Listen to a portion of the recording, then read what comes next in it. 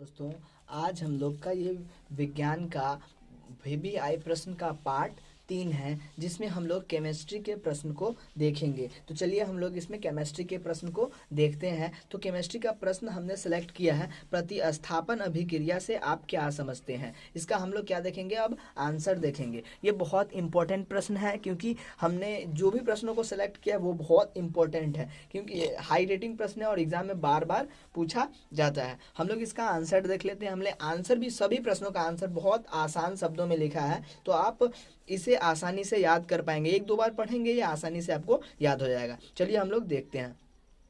वैसी रासायनिक अभिक्रिया जिसमें अभिकारक के अणु यौगिक के परमाणु को विस्थापित कर उसका स्थान खुद ले लेता है, प्रतिस्थापन अभिक्रिया कहलाता है। इसे हम लोग एक समीकरण के माध्यम से समझेंगे। क्या है? Fe+CuSO4, तीर का निशान देना है। उसके बाद क्या है? FeSO4+Cu। तो इसमें हम लोग क्या देखते हैं कि यहाँ पे Cu है और यहाँ पे क्या है? Fe। तो Fe ने क्या किया? Cu को विस्थापित करके और उसका खुद स्थान यहाँ पे ले लिया। देख रहे हैं आप, बराबर के इधर जो है ये तीर के निशान के बाद Cu के जगह पे कौन है? Cu को हटाया और Fe जो है इसका स्थान ले लिया। तो इसी को हम लोग क्या बोलते हैं? स्थान का चेंज जब होता है तो उसे हम लोग प्रतिस्थापन अभिक्रिया कहते हैं। हम लोग इसका अगला प्रश्न देखेंगे। अगला प्रश्न है, आयनिक यौगिक के गलनांक उच्च क्यों होते हैं। तो हम लोग इसका आंसर भी देखेंगे। बहुत आसान प्रश्न है और बहुत इंपॉर्टेंट है। चलिए हम लोग इसका आंसर देख लेते हैं। आयनिक यौगिक आयनों के बने होते हैं। नाम से ही पता चल रहा है, अगर ये आयनिक यौगिक है तो ये आयनों के बने होंगे। तो हम लोग क्या लिखेंगे? आयनिक यौगिक आयनों के बने होते हैं। जब आयनों के बने हैं तो उसमें जो बल होगा वो क्या होगा? आयन के कारण ही बनेगा,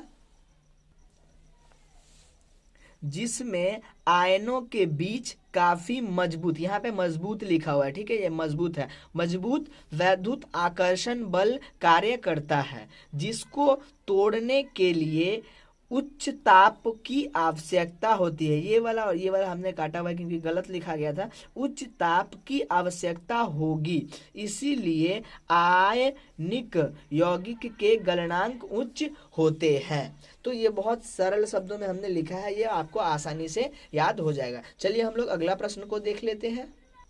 अगला प्रश्न है, निस्तापन भर्जन में अंतर। आप प्रश्न लिख लेंगे, हमने डायरेक्ट आंसर लिखा है, क्योंकि प्रश्न आप भी लिख सकते हैं। निस्तापन और भर्जन में अंतर स्पष्ट करें। ये आपको अंतर लिखने के लिए बोला जाएगा। आपको अंतर लिखना है, यहाँ पे एक तरफ निस्तापन एक तरफ भर्जन लिख देना है, ठीक है। हम लोग इसका आंसर देखते हैं। निस्तापन में अयस्क को, दोनों सेम चीजें हैं, बस एक हवा के उपस्थिति में होता है और भर्जन क्या होता है? हवा के उपस्थिति में होता है। निस्तापन हवा की उपस्थिति में नहीं होता है, ठीक है। तो हम लोग लिखेंगे निस्तापन में अयस्क को हवा की, यहाँ पे अनु उपस्थिति लिखा हुआ है, ठीक है, ये है अनु उपस्थिति में गर्म किया जाता है, ठीक है। और इसमें क्या होता है? भर्जन में अयस्क को हवा की उपस्थिति में गर्म किया जाता है। इसको उपस्थिति में गर्म किया जाता है और इसको अनुपस्थिति में गर्म किया जाता है। निस्तापन में क्या होता है? रासायनिक अभिक्रिया नहीं होता है, और भर्जन में क्या होता है? रासायनिक अभिक्रिया होता है। ये दो महत्वपूर्ण अंतर है, तो आप इसे आराम से याद कर लेंगे। चलिए हम लोग इसका अगला प्रश्न देख लेते हैं। अगला प्रश्न है प्रश्न नंबर 4।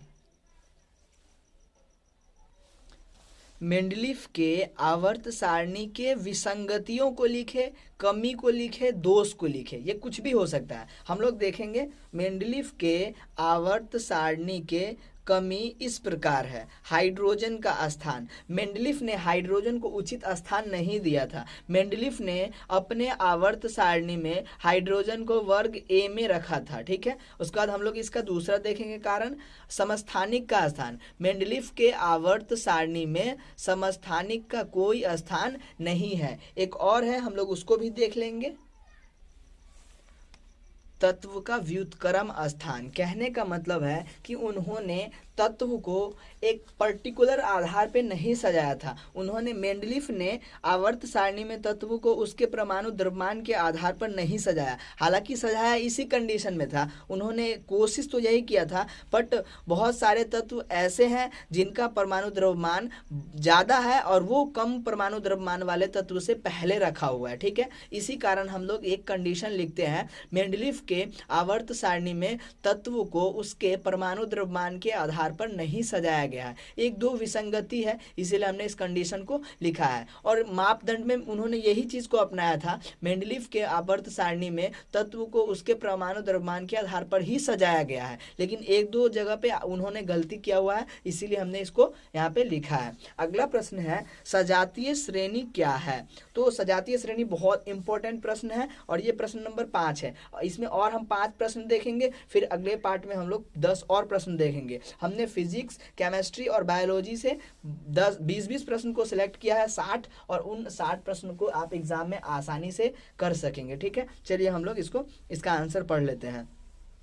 तो कार्बनिक यौगिक की ऐसी श्रेणी जिसके दो लगातार सदस्यों के बीच सिंगल बॉन्ड CH2 का अंतर हो एवं क्रियाशील मूलक एक ही हो, तो उसे क्या अब हम लोग बोलेंगे सजातीय श्रेणी। तो हो, उसके बाद हम लोग बोलेंगे उसे सजातीय श्रेणी कहते हैं। जैसे हम लोग इसका एक उदाहरण देख लेते हैं।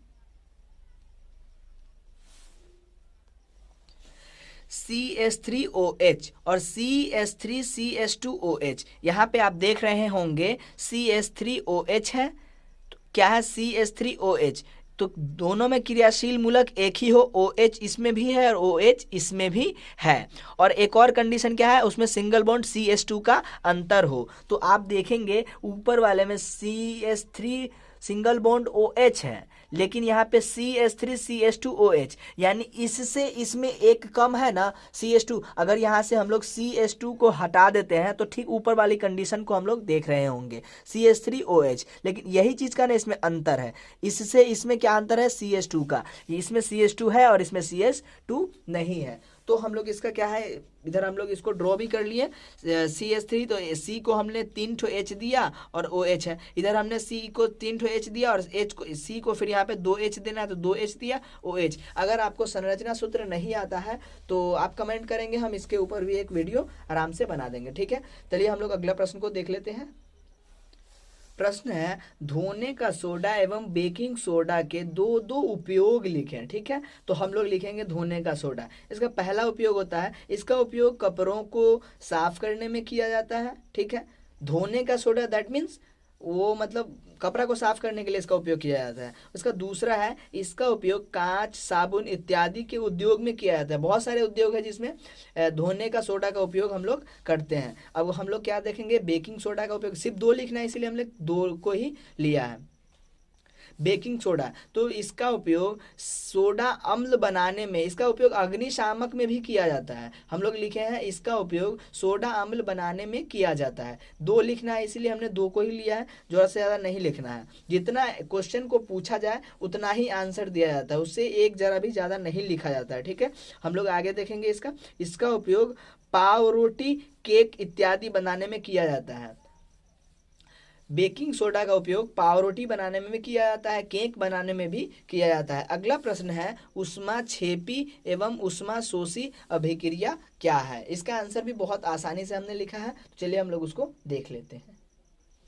नाम से ही पता चल रहा है ऊष्माक्षेपी यानी जिस अभिक्रिया में उत्पाद के साथ ऊष्मा भी उत्पन्न होगा। ऊष्माक्षेपी यानी ऊष्मा को छोड़ेगा, ऊष्माक्षेपी यानी ऊष्मा छोड़ेगा, ऊष्माशोषी यानी ऊष्मा को शोषित करेगा। तो इससे बस नाम से ही इसका आंसर है, नाम में ही आंसर छुपा है। वह रासायनिक अभिक्रिया या फिर जिस अभिक्रिया में उत्पाद के साथ ऊष्मा भी उत्पन्न हो, ऊष्मा भी छोड़े, छेपी मतलब छोड़े, ऊष्मा भी उत्पन्न हो, उसे ऊष्माक्षेपी अभिक्रिया कहते हैं। जैसे प्राकृतिक गैस का दहन हो गया। हम लोग इसका अगला देखेंगे, ये वाला ऊष्माशोषी अभिक्रिया, जिस अभिक्रिया में ऊष्मा का अवशोषण होता हो। यानी हमने क्या बोला, ऊष्माशोषी यानी ऊष्मा को शोषित करेगा, यानी जिस अभिक्रिया में ऊष्मा का अवशोषण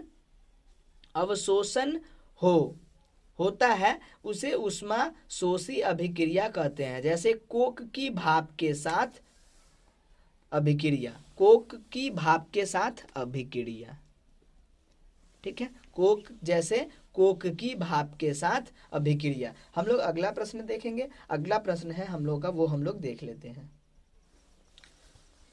विरंजक चूर्ण क्या है, ये भी बहुत इंपॉर्टेंट प्रश्न है। रासायनिक नाम, सूत्र एवं उपयोग लिखें। तो देखिए, बूझे हुए चूने पर क्लोरीन की अभिक्रिया से विरंजक चूर्ण का निर्माण होता है। बड़ा ही सिंपल आंसर है। हम लोग इसका समीकरण लिख लेंगे, CaOH2 प्लस Cl2। ये क्या है, बूझा हुआ चूना है, इस पे हमने क्लोरीन की अभिक्रिया कराया तो ये CaOCl2 कैल्शियम कार्बोनेट, तो इसका नाम क्या हो गया, कैल्शियम कार्बोनेट। तो इसका रासायनिक नाम हम लोग क्या लिखेंगे, कैल्शियम कार्बोनेट। विरंजक चूर्ण का क्या होता है रासायनिक नाम, इसका रासायनिक नाम क्या होगा, CaOCl2, that means calcium chloride. और इसका सूत्र क्या हो जाएगा, CaOCl2। तो हमने सूत्र लिखा और इसका रासायनिक नाम यहाँ पे आपको लिख लेना है, कैल्शियम कैल्शियम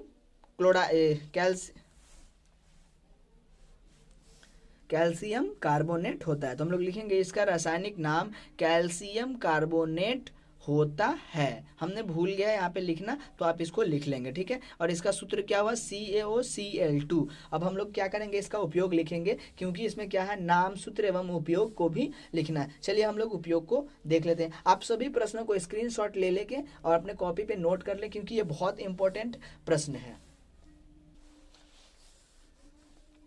इसका उपयोग में लिखना है डायरेक्ट, कागज तथा कपड़ा उद्योग में इसका उपयोग इसमें होता है, बिना सिकुड़ने वाले ऊन के निर्माण में। तीसरा लिखना है क्लोरोफॉर्म के निर्माण में। ये 3 उपयोग है, इसमें इसका उपयोग इस तरह से होता है। अगला प्रश्न है हम लोगों का 9वां, एस्टर क्या है। ये भी बहुत इंपॉर्टेंट प्रश्न है। यानी हमने जितने भी प्रश्नों को सिलेक्ट किया है, हमने 20-20 प्रश्नों को सिलेक्ट किया है। तो आप इन 60 प्रश्नों को अगर याद कर लेते हैं तो एग्जाम में आप बहुत अच्छा स्कोर कर पाएंगे साइंस में। चलिए हम लोग इसका आंसर देखते हैं। वह कार्बनिक यौगिक जिसमें single bond COO single bond समूह लगा रहता है, उसको हम लोग क्या बोलते हैं, एस्टर, राइट। तो हम लोग लिखेंगे उसे एस्टर कहते हैं। इसका निर्माण यहाँ पे रहता है, उसके बाद आपको लिखना है उसे एस्टर कहते हैं। रहता है के बाद आपको लिखना है उसे एस्टर कहते हैं। उसके बाद फुल स्टॉप, पैराग्राफ चेंज करने के बाद आपको यहाँ से शुरू करना है। इसका निर्माण एथेनोइक अम्ल को थोड़ा सांद्र सल्फ्यूरिक अम्ल की उपस्थिति में अभिक्रिया कराकर किया जाता है, ठीक है। इसका निर्माण हम लोग कैसे करते हैं, इसका निर्माण एथेनोइक अम्ल को थोड़ा सांद्र सल्फ्यूरिक अम्ल की उपस्थिति में, यानी इस एथेनोइक अम्ल को इस किसके उपस्थिति में, सल्फ्यूरिक अम्ल की उपस्थिति में हम लोग अभिक्रिया करवाएंगे तो क्या बनेगा, एस्टर बनेगा, ठीक है, एस्टर। वह कार्बनिक यौगिक जिसमें single bond COO single bond समूह लगा रहता है उसे एस्टर कहते हैं। हम लोग इसका समीकरण देख लेते हैं। तो ये एथेनोइक अम्ल है, CH3COOH। देखिए आपको यही चीज लगा हुआ है, तो ये COOH,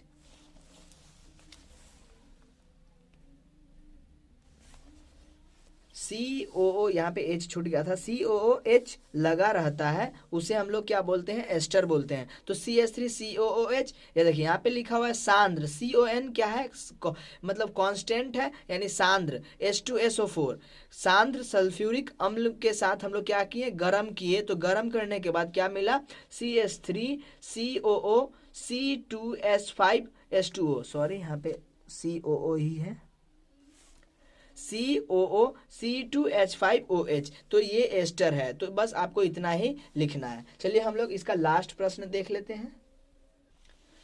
तो इस वीडियो में हमने लास्ट प्रश्न को सेलेक्ट किया है, pH स्केल क्या है। तो ये एक ऐसा स्केल है जिससे यह पता लगाया जाता है कि किसी विलयन की सांद्रता अम्लीय है या क्षारीय, अम्लीय या क्षारीय। इस चीज को क्या करते हैं, अब pH स्केल से हम लोग पता लगाते हैं। तो इसको क्या बोलेंगे हम लोग, pH स्केल कहलाता है। उद्देश्यहीन विलयन का pH मान 7 होता है, से नहीं, यहाँ पे 7 होता है, 7 होता है। उदासीन विलयन का पीएच मान कितना होता है? 7।